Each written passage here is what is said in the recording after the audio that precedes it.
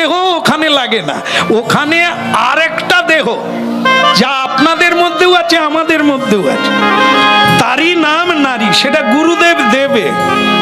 সেই নারী দেহ আপনাকে প্রকাশ করিয়ে দেবে, সেদিন বুঝতে পারবেন এ দেহ নিয়ে কেউ বৃন্দাবনে যেতে পারবে না, স্বরূপ দেহে যেতে হবে।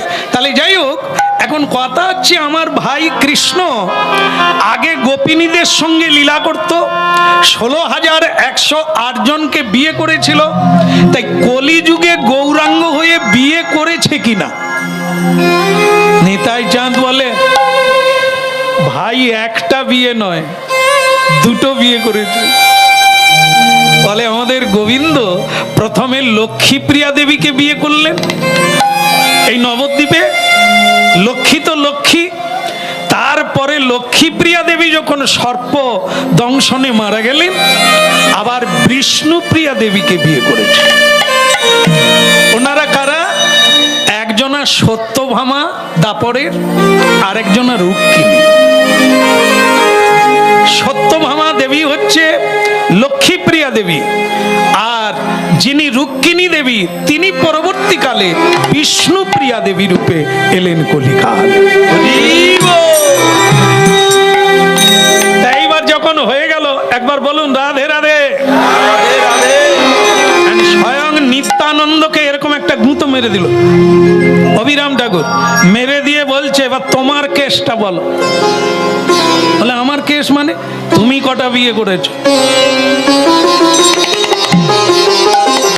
তখন নিতাই চাঁদ বলছেন আমি ওসবের জায়গায় নাই, 12 বৎসর বেলায় বীরভূমের মাটি ছেড়ে দিয়ে বৃন্দাবনে রওনা দিয়েছি, সন্ন্যাসী হয়ে গেছি, আমি এখন অবধূত সন্ন্যাসী, আমার বিয়েও নাই আর বিয়ে আমি করবো না।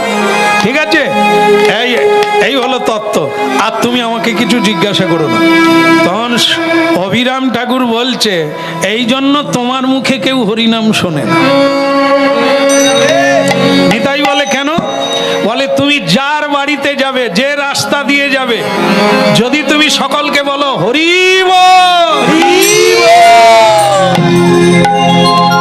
হ্যাঁ এই যে চম্পার মা এদিকে পালিয়ে এসো, না না আপনাদেরকে না, সেই নবদ্বীপের কথা হচ্ছে, বাড়ির কর্তা চম্পার মাকে ডাকছে পালিয়ে এসো, ওই বাবাজিদের কথা শোনো না, সংসারও নাই, বাচ্চা কাচ্চাও নাই, ওরা হরিবল বলে ঘুরে বেড়াবে, আমাদের ঘুরলে চলবে, কাজ করতে হবে, পালিয়ে এসো। বুঝতে পেরেছ? নিতাই বলে হ্যাঁ ওই কথাই তো বলে, বলে এই বাবাজিদের কোনো কাজকর্ম নাই, সংসারও নাই, এরা ঘুরে বেড়াবে, আমাদের কি দিনের বেলা হরিনাম শুনলে চলবে? কেউ হরিনাম শুনতো না। তো অবিরাম ঠাকুর বলে সোনায় যখন খাদ ঢুকে যায়, খাদ বুঝেন তো মায়েরা? খাদ বুঝে? সোনা টোনা পড়েননি? সোনায় খাদ ঢুকে গেলে আপনারা কি করেন? উনুনে ফেলে দেননি?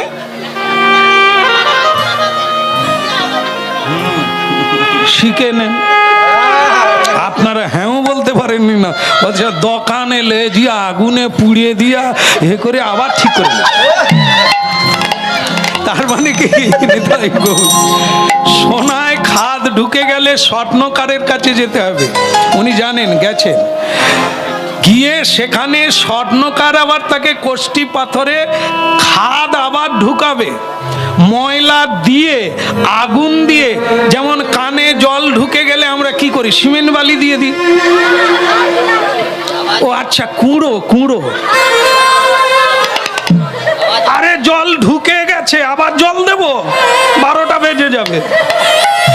হ্যাঁ ওইটাই ঠিক, জল বের করতে গেলে জল দিতে হবে।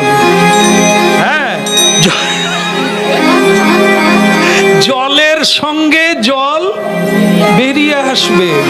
কাঁটা দিয়ে, যেমন পায়ে কাঁটা ফুটে গেলে কি করেন? কোদাল দিয়ে, ও শাবল দিয়ে, হ্যাঁ কাঁটা দিয়ে কাঁটা তুলতে হয়।